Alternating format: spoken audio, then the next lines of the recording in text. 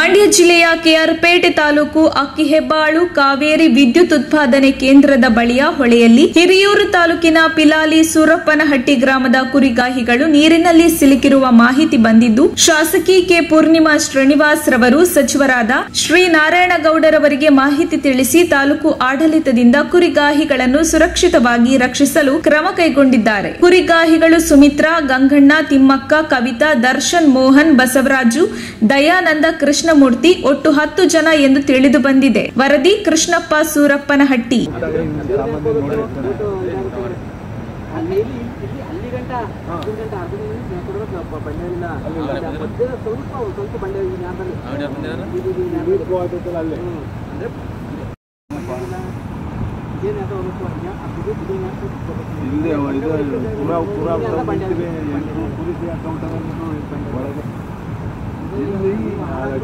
power station